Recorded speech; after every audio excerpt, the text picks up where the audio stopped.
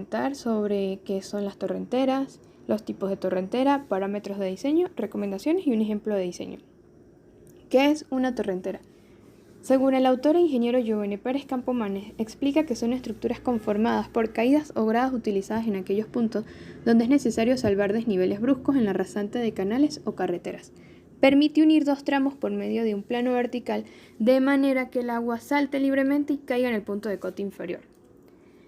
Como hacemos una analogía de una escalera, tenemos que recordar que si la longitud de la huella de los escalones es corta, no se va a producir la disipación total de la energía, sirviendo entonces solo para proteger los suelos. En este caso se puede disponer de pantallas contra las que choque el agua y produzcan una disipación de energía por impacto. Como pueden apreciar en el gráfico, tenemos un resalto hidráulico y esta es la metodología que vamos a seguir a lo largo de esta presentación. Recordemos por fluidos y obras hidráulicas que tenemos los siguientes parámetros.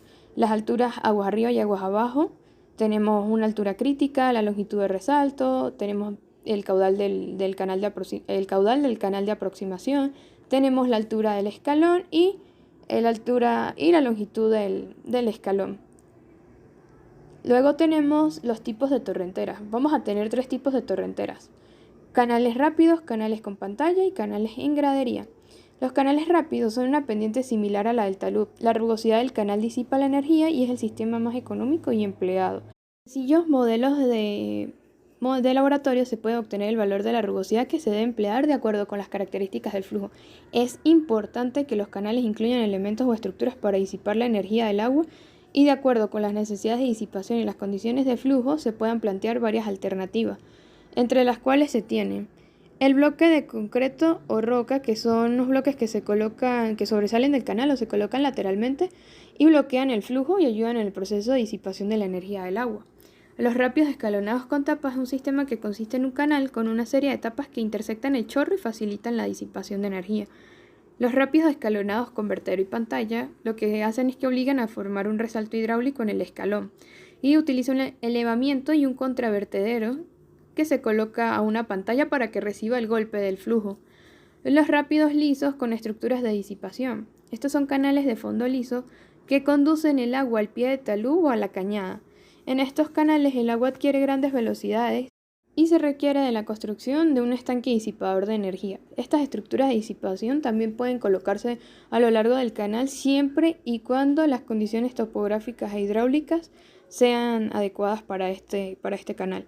Tenemos luego un disipador de caída libre, que consiste en un vertedero y un contravertedero, los cuales tratan de producir un resalto hidráulico. Y por último tenemos un disipador por rugosidad, que son canales rugosos que disipan la energía, debido a la turbulencia causada por esta misma rugosidad. Normalmente se construyen con piedra pegada y concreto o elementos prefabricados. Continuamos con el canal con pantalla, que son unos obstáculos que actúan como con grandes rugosidades y disipan la energía. Estos los vemos como los canales de pantallas deflectoras, que son unos bloquecitos inclinados y el agua va como serpenteando hasta que disminuye su velocidad y su impacto y pues no genera un resalto hidráulico. Luego tenemos los canales en graderías, que son estructuras escalonadas dentro del canal. O sea, es un canal con forma de escalera, pues. Este canal conduce el agua y al mismo tiempo va disipando la energía en cada uno de sus escalones. Es muy eficiente para disipar la energía, requiere un flujo turbulento y la velocidad de diseño es de 5 metros por segundo. Debido a la inexistencia de datos experimentales, es que se agarra este valor. El régimen de flujo de las rápidas escalonadas depende de las características geométricas y del caudal manejado por la estructura. Aquí se analizan 2 situaciones. El régimen de flujo saltante, que en este caso la disipación de la energía se genera independientemente de cada escalón, al romperse el chorro en el aire, al mezclarse en el escalón o por formación de resaltos hidráulicos. Y luego tenemos el régimen de flujo saltante o el skimming, donde las gradas actúan con una rugosidad del canal donde se desarrollan vórtices y la disipación se obtiene por la formación de estas turbulencias en las gradas. Continuamos con los parámetros de diseño y les vamos a explicar un poco sobre lo que se necesita para cada uno de estos tipos de torrenteras que les mencioné previamente. Para la caída libre en canales, como ya se dijo, la caída libre puede ser utilizada para salvar un único desnivel en un canal o cuando el terreno tiene fuertes pendientes. Esto es aplicable únicamente a canales rectangulares, que por las características del terreno lo permite. Entonces vamos a tener dos casos de diseño, con régimen subcrítico y con régimen supercrítico. Con régimen subcrítico la solución se obtiene mediante la variable adimensional altura crítica entre la altura de la caída, en este caso va a ser la altura del escalón, con datos previamente calculados sobre el caudal, sobre el flujo del canal de aproximación. Tenemos que las variables que intervienen en este proceso están aquí abajo en esta imagen, en la figura 23-3, la disipación de energía. Aquí pueden ver que está la profundidad del agua sobre la caída, la profundidad crítica, la altura de caída, la profundidad conjugada, la distancia del desarrollo del resalto y una longitud total. Y adicionalmente tenemos aquí al lado de esta imagen las variables adimensionales que encontrás empíricamente que intervienen en este proceso y que más adelante pues se les explicará con el ejercicio que se desarrolló. Tenemos para el régimen supercrítico y es cuando el régimen de aproximación del flujo tiene este régimen, un flujo supercrítico. Entonces la profundidad del agua inmediatamente aguas arriba de la caída no es la crítica, sino el valor Y0 correspondiente al flujo normal supercrítico en el canal. De cualquier manera, para que se produzca el resalto, la pendiente del canal aguas abajo debe ser subcrítica, si no, no se genera el resalto. Para este caso es importantísimo recordar el número de Froude y calcularlo, pues las dimensiones varían según este número. Estanque disipador. Es una estructura amortiguadora donde la disipación se da cuando el chorro de llegada choca contra el fondo de dicho tanque. La ventaja de esta estructura es que se consigue el resalto en una distancia mucho más corta que en las anteriores. El método de cálculo es aplicable solamente en canales con régimen subcrítico. Canales con rugosidad artificial. Proyectar un canal con una gran pendiente longitudinal representa un problema difícil, ya que no basta con el revestimiento de las capas a soportar las altas velocidades de agua, sino que también al llegar a la parte más baja se debe disipar la energía acumulada. Este problema se puede tratar con cajones de concreto. Lo único diferente será la altura del cajón resultante. En aquel caso se convertirá en una altura de la pared del canal abierto. Si la pendiente es muy elevada, el tamaño de los elementos de rugosidad resultante es demasiado grande. Canal en galería. El diseño en general depende de la pendiente. Donde ella sea constante, se podrán proyectar escalones iguales, pero donde sea cambiante, como suele ocurrir en la mayoría de los casos, los escalones se van adaptando a la forma del terreno. El borde superior de las paredes debe coincidir con el terreno natural, pues si fueran más bajos, la tierra podría entrar a la torrentera. Si fueran más altos, podrían impedir la entrada del agua a la torrentera. Cuando los gastos son pequeños, como por ejemplo el caudal de una cuneta, no hay motivo para preocuparse. Pantallas para disipar energía. Se usan cuando la longitud de la huella no permite la formación de un resalto. Si se desea que el chorro impacte más arriba, habrá que acercar la pantalla a la caída.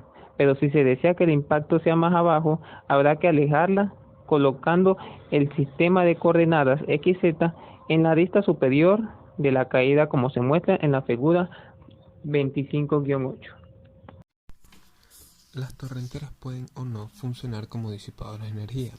Para que las torrenteras disipen la energía, es necesario que la huella de los escalones sea lo suficientemente larga como para que se produzca el resalto hidráulico en ellos. De esta manera, si la huella es mayor que la distancia LT, se producirá el resalto.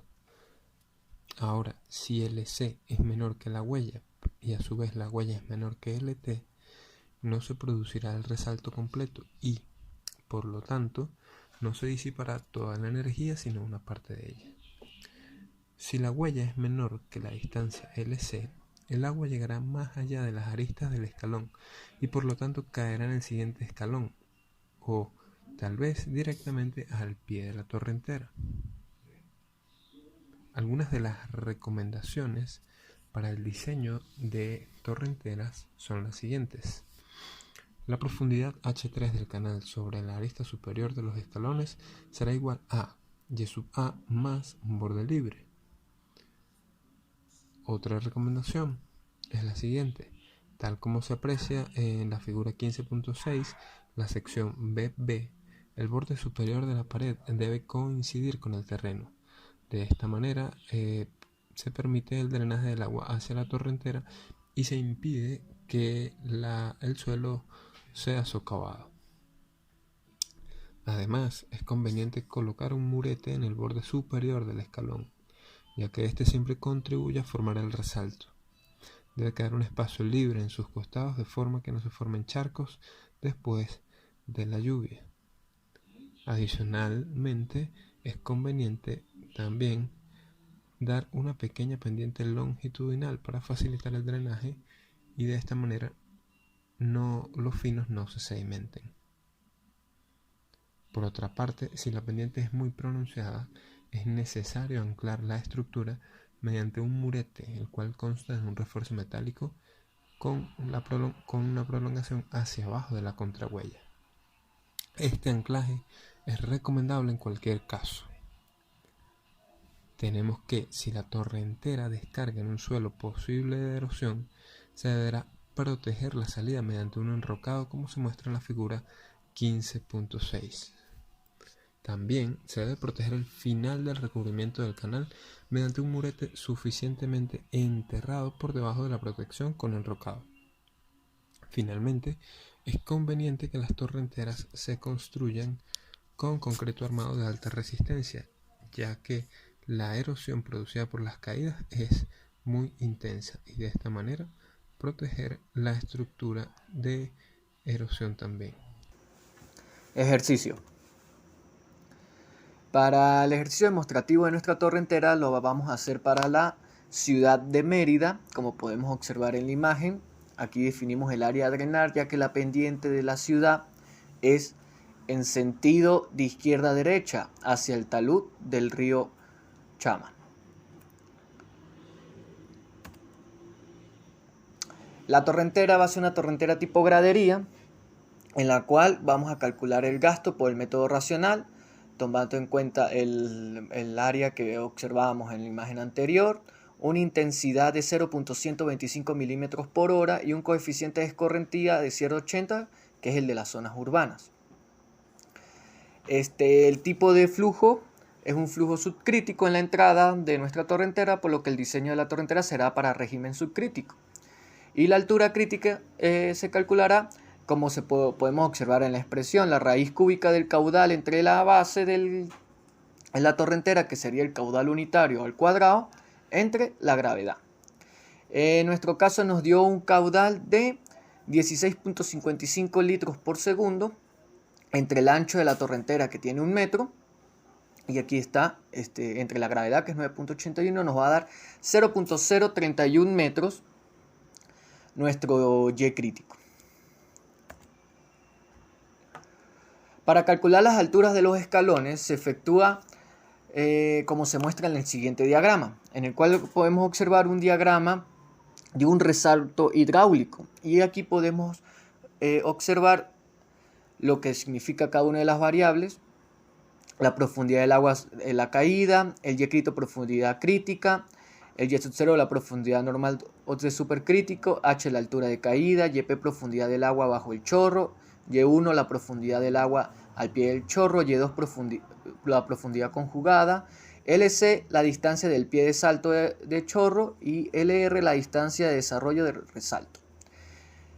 Aquí podemos ver las expresiones para cada una de las variables que necesitamos para determinar las dimensiones de nuestros escalones. Con Y crítico estimado y fijando la altura de nuestra contrahuella a 0,5 metros o 50 centímetros, se calculan las variables. Aquí calculamos Y1, el cual nos da 0.008 metros, Y sub 2, 0.087 metros, LC, la primera longitud, antes de la caída del chorro, que nos da 0.226 metros. LR, la longitud que necesita para que se desarrolle el resalto, 0.55 metros.